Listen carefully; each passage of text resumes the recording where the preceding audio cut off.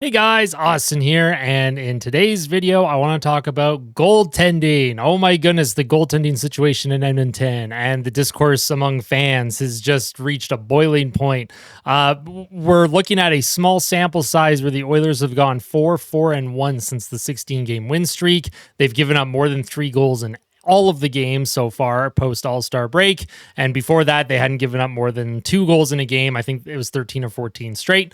So obviously, goaltending, hot topic right now. What's going on? Is Calvin Pickard a good enough backup? Is Stuart Skinner a good enough starter? Can you rely on both in the playoffs? Well, maybe. There is a large section of fans that want a total and complete upgrade in net. They want a UC Saros, a Jacob Markstrom, someone that's a bonafide number one goalie. Perfect. Linus Ullmark, if Boston is shopping him, perfect. I have no problem with that. However, if you're going for a number one bonafide starter, guess who you have to give up to get that?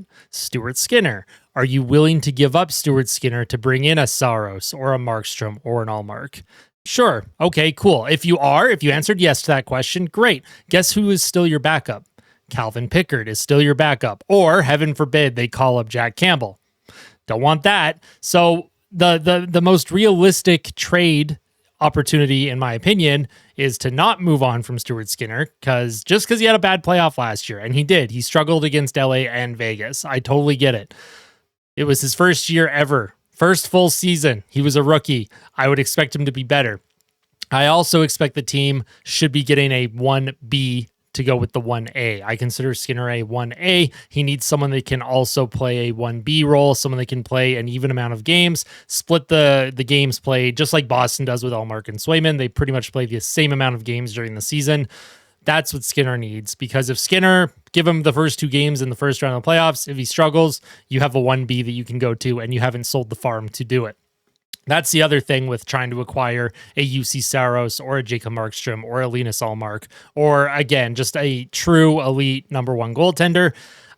Is not only would you have to give up Stuart Skinner, because these teams, they're going to want a starter back. Boston is going to want a starter back. Nashville's going to want a starter back. Or if they think Skinner is a backup, then they're going to want Skinner to play behind Askarov, who is close in the wings. Calgary is a division rival. Of course, they're going to want Stuart Skinner in a trade for Jacob Markstrom. Like, that's just, how else would you even make that work with the Calgary Flames?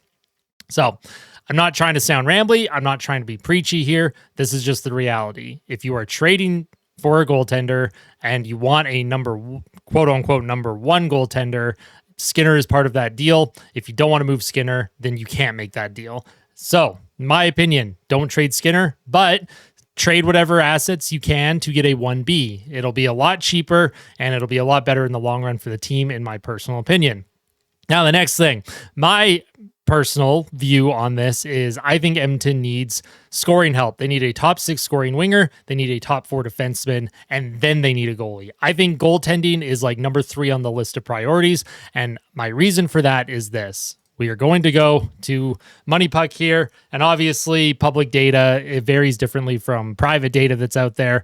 Money Puck differs from Natural Stat Trick, differs from Evolving Hockey. There are a lot of different public models. I'm using Money Puck today. So Edmonton, they are first in the NHL in expected goals for at 5-on-5. Great. Now, they've scored 123 goals for at even strength. Not bad. Sure. That's all right. And they've given up 104 goals against. So they have a plus 19 goal differential. That's okay.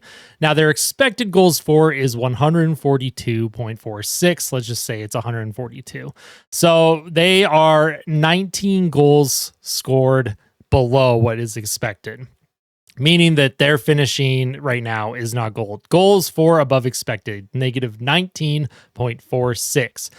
Expected goals against is 102.01. Actual goals against is 104. So their goals against above expected is 1.99. Basically, they are giving up the amount of goals that is expected of them, and that's where they're at. So that, to me, doesn't signal a goaltending problem. This right here, this signals a goal scoring problem. This signals a finishing problem.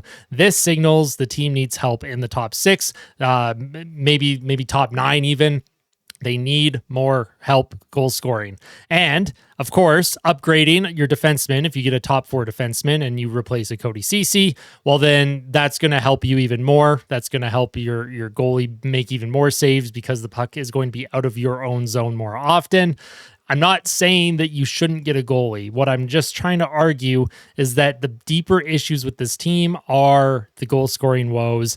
And if you are wanting to trade for an elite number 1 goaltender, you have to give up Stuart Skinner.